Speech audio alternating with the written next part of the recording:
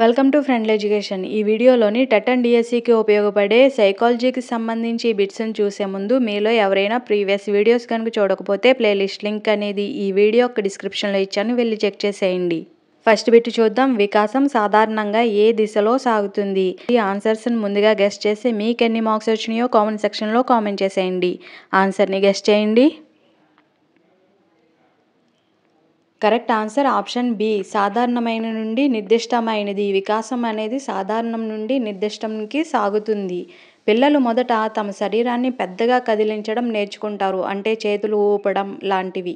తర్వాత చిన్న కండరాలను నియంత్రించడం నేర్చుకుంటారు, అంటే వస్తువులను పట్టుకోవడం లాంటివి చేస్తూ ఉంటారు. వికాసం అనేది సాధారణం నుండి నిర్దిష్టంగా సాగుతుంది. నెక్స్ట్ క్వశ్చన్, వికాసం అనేది ఒక కరెక్ట్ ఆన్సర్ని గెస్ట్ చేయండి. కరెక్ట్ ఆన్సర్ ఆప్షన్ సి, నిరంతర ప్రక్రియ. వికాసం అనేది జీవితాంతం కొనసాగే ఒక విరళమైన ప్రక్రియ. ఇది గర్భం దాల్చినప్పటి నుండి మరణించే వరకు వివిధ దశల్లో వివిధ వేగాలతో జరుగుతూనే ఉంటుంది. కాబట్టి వికాసం అనేది నిరంతర ప్రక్రియ.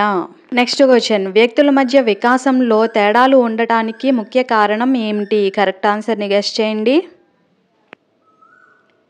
కరెక్ట్ ఆన్సర్ ఆప్షన్ సి, అనువంశికత మరియు పరిసరాల ప్రభావం.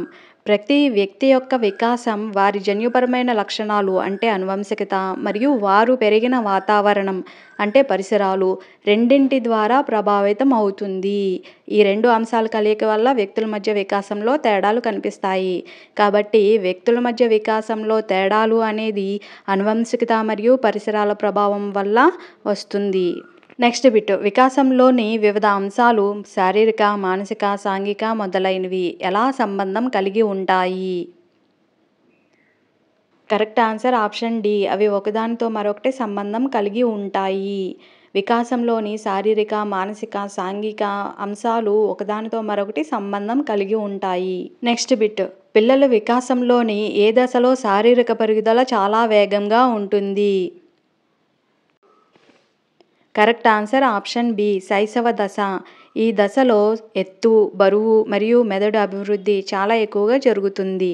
నెక్స్ట్ క్వశ్చన్, శిశువు మొదట తల మరియు ఛాతీని నియంత్రించడం నేర్చుకుని ఆ తర్వాత కాళ్ళను నియంత్రించడం ఏ వికాస సూత్రానికి ఉదాహరణ?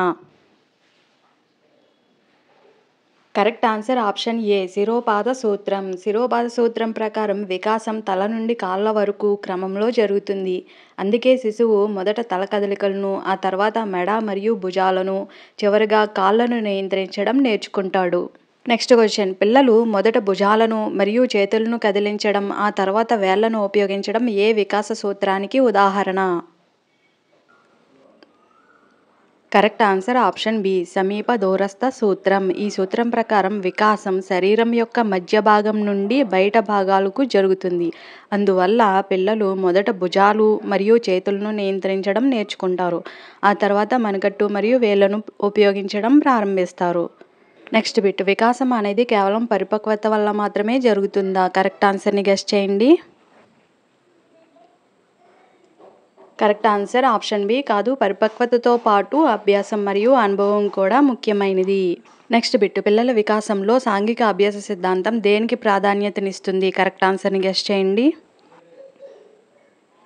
కరెక్ట్ ఆన్సర్ ఆప్షన్ సి, పరిశీలన, అనుకరణ మరియు నమూనాను అనుసరించడానికి. సాంఘిక అభ్యాస సిద్ధాంతం ప్రకారం పిల్లలు ఇతరులను పరిశీలించడం, వారి ప్రవర్తనను అనుకరించడం మరియు ముఖ్యమైన వ్యక్తులను అనుసరించడం ద్వారా నేర్చుకుంటారు.